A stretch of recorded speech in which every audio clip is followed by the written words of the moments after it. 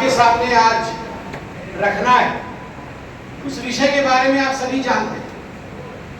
इससे पहले मधुचंदा दीदी ने और अग्नि के रूप में बिल्कुल जैसा नाम है उसी अनुरूप में अपने भाषण को प्रस्तुत किया अग्नि दी ने, और सर्वोपरि जो पार्टी से बन के वीडियो आया उस वीडियो को भी आपने देखा।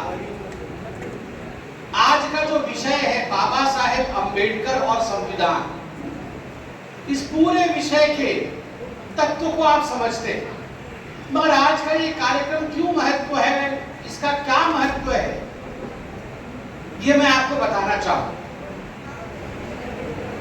देश के आजाद होने के पश्चात एक इस प्रकार का माहौल देश में बनाया गया कांग्रेस पार्टी द्वारा, मानो जो कुछ भी अच्छा है, जो कुछ भी इस देश में हो रहा है, जितने भी महान लोग हुए वो सारे महान लोग कांग्रेस से ही निकले और कांग्रेस के कारण ही निकले। और धीरे धीरे इन महान लोगों को जो वास्तविक रूप में महान थे उनको कम करना, उनको दबाना, उनको साइडलाइन करना, उनको मार्जिनलाइज कर देना, ताकि कांग्रेस का केवल एक ही परिवार आगे बढ़ सके। ये चेष्टा कांग्रेस ने 75 वर्षों तक की। बंगाल तो खुद इसमें भोगी है, खुद भोगी। आप देखिए सुभाष चंद्र बोस जैसे महान कार्यकर्ता जो कभी कांग्रेस के अध्यक्ष भी रहे, जिन्होंने अपने खून के दम पर हमें आजादी दी, वैसे सुभाष चंद्र बोस को भुला दिया गया। ये चेष्टा की गई नेहरू द्वारा कि सुभाष चंद्र बोस को हम याद न रखें। सरदार पटेल के साथ भी अन्याय किया गया। ऐसे सैकड़ों लोग थे जिनके साथ केवल और केवल नेहरू गांधी डायनास्टी को जीवित रखने के लिए उनके साथ अन्याय किया गया। उनमें से एक महान विभूति doctor B R. Ambedkar. Doctor B R. Ambedkar जिन्होंने उनके जीवन को पढ़ा होगा, एक बात महसूस किया होगा कि 1956 तक, 1956 तक, 6 दिसंबर 1956 तक जब तक वो जीवित रहे, तब तक उन्होंने अपने जीवन में कुछ भी अच्छा नहीं भोगा। तब तक उन्होंने अपने जीवन में एक पल, एक मुहूर्त का सुख नहीं भोगा। बचपन से ही तड़प, बचपन से ही संघर्ष, बचपन से ही दूसरों को किस प्रकार से लाके आगे की पंक्ति में खड़ा कर, किस प्रकार में भारतवर्ष में समानता आए, किस प्रकार सोशल जस्टिस एस्टैब्लिश हो, इसके लिए अंबेडकर साहब ने संघर्ष किया। आज अंबेडकर साहब हमारे बीच में नहीं है, आज वो बहुत बड़े हैं, मगर जब वो जीवित थे उस समय उनके साथ कुठाराघात हुआ। उस समय कांग्रेस पार्टी ने जो आज अंबेडकर साहब को एप्रोप्रिएट करने की, अंबेडकर साहब कांग्रेस के, हम अंबेडकर जी से बहुत प्यार करते हैं। राहुल गांधी अपने जेब से तुरंत एक प्रति कॉन्स्टिट्यूशन का, संविधान का निकाल लेते। आज शपथ लेते समय ये सारे कांग्रेस अपने हाथ में तो संविधान लेके शपथ लेने का नाटक करते हैं। मन में संविधान नहीं है, जेब में संविधान है। ये जो नाटक करते हैं,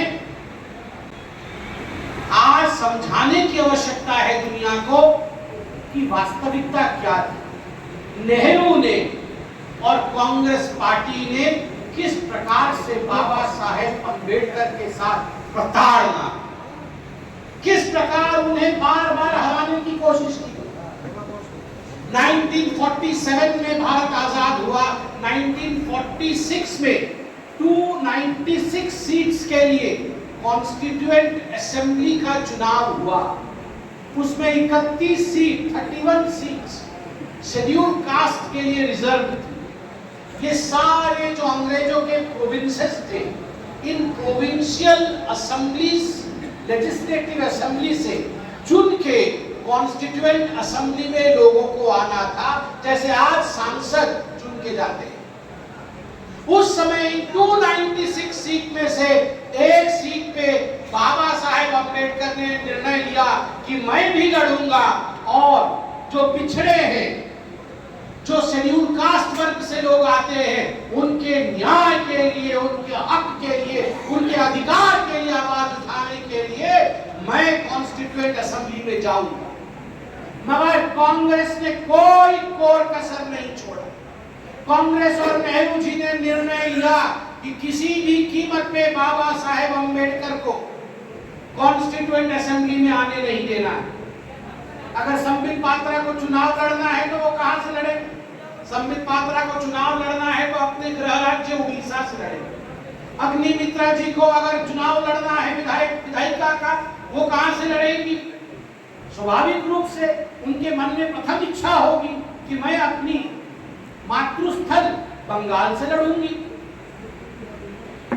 स्वाभाविक है, हम सब की इच्छा होती है कि हम अपने घर से चुनाव लड़ें।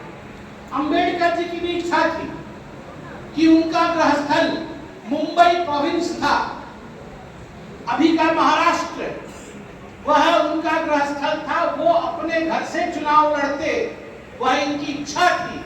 मगर परिस्थितियों को इस कदर जटिल बना दिया गया और उस समय वहां कांग्रेस के अध्यक्ष बीजी खरे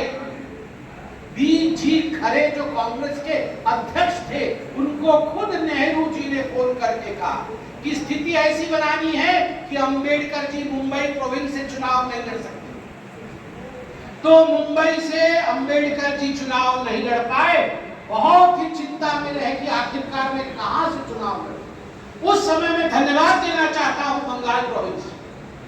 बंगाल प्रोविंस के जोगेंद्र नाथ मंडल जो बाद में चल के आप जानते हैं पार्टीशन के पश्चात जैसे बाबा साहेब अम्बेडकर यहाँ के कानून मंत्री बने, वैसे जोगेंद्र नाथ मंडल पाकिस्तान के पहले कानून मंत्री बने थे। बाद में उनके साथ प्रताड़ना हुई, वो उसके 3 साल बाद ही वापस भारतवर्ष में आए, रेफ्यूजी कैंप में रहे और यहाँ उनकी मृत्यु हुई। तो इसी जोगेंद्र नाथ मंडल जी ने बाबा साहेब अम्बेडकर को कहा कि नहीं, आपको कॉन्स्टिट्यूएंट असेंबली जाना है और आपको पिछड़ों के आवाज को उठाना है, इसलिए मैं आपकी मदद करूंगा। आप बंगाल प्रोविंस में आइए और यहां से लड़के जाइए।